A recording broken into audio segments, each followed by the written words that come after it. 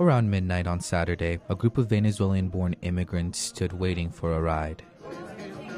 Some were young college students dancing to the rhythm of salsa, while others who were much older sat quietly, contemplating what seemed to be a gargantuan thought.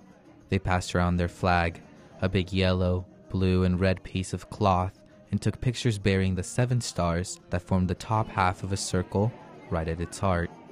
And they were smiling, ready for what some called the biggest day of their lives. The bus arrived shortly after.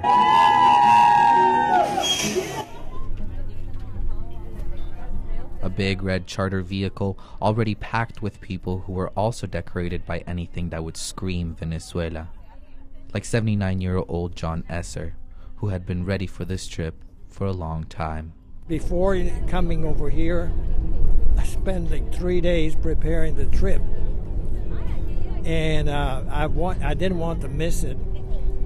And I don't know why, but I just could not wait to get over here.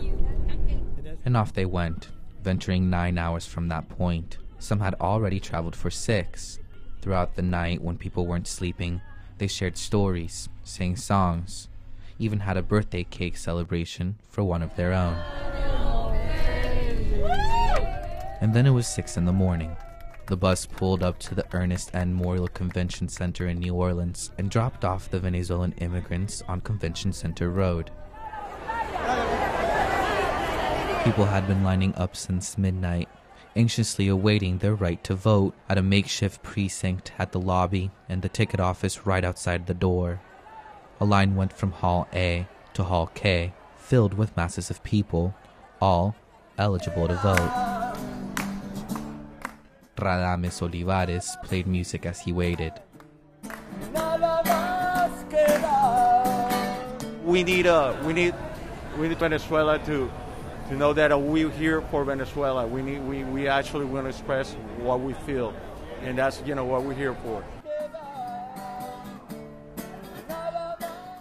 People everywhere said they wanted to make a change, that they didn't want the Venezuela of now, but the one they remembered, the one that they had left but never forgotten.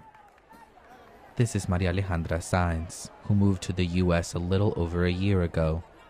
She broke down crying when she brought up home. I want to be with my family. You know, it's hard to be here in the United States alone. Because yes, we make a lot of friends. We make a family of friends. But the real family is the one we left back. Sáenz traveled this far because the Miami consulate was closed earlier this year, censoring thousands of votes of a heavily Venezuelan-populated Florida. But that didn't bother them. They were here. They were ready to take a stand. This is Barry Laughlin. We have tried and done many things, and he always controls everything. He's talking about Hugo Chavez and his regime. But that's the idea, to keep voting against him and trying to get proper government in Venezuela and a future for all our children and grandchildren and all of that. Veronica Betancourt waited 4 hours to vote. Oh, I feel awesome! This is amazing. I feel like I actually did something. This is finally... We made a change today. Yeah, this is finally the moment, and we're looking to see the results, but we know we did our part. They kept in contact with others always, sharing information about the race, keeping each other's hopes up. I thought of my sister, which I want her to see the country I had. Why your sister?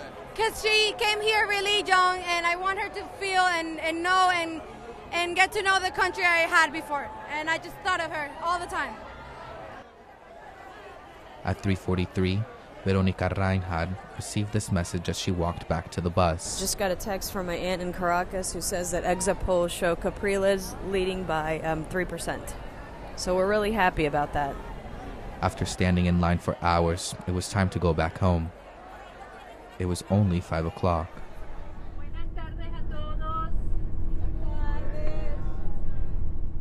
Everyone in the bus was singing, some even chanting for the imminent win of Enrique Capriles. Se siente, Capriles presidente! Se ve, se siente, Capriles presidente! Then, things got quiet. A woman at the front was all of a sudden screaming. Anguish poured from her voice as she yelled out, "I would kill him for my family, I swear."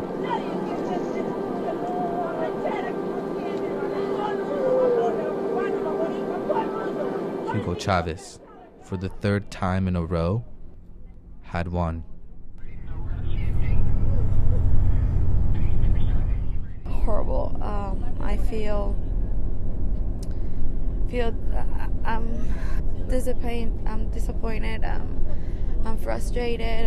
I really think it's like a dream. It feels exactly like last time, and it's impossible that it's been 14 years and 3 elections, and it feels the same way every time. And through a whole day, you feel like you're actually achieving something, and then it comes out and it's totally the opposite of what you were expecting, and it's just very hard. The sound of weeping filled the cabin. Veronica Betancourt, the UF student who helped organize the 16-hour bus ride from Florida to New Orleans, and the same one that was so happy to have voted to show her sister what it meant, sobbed. She couldn't understand what happened.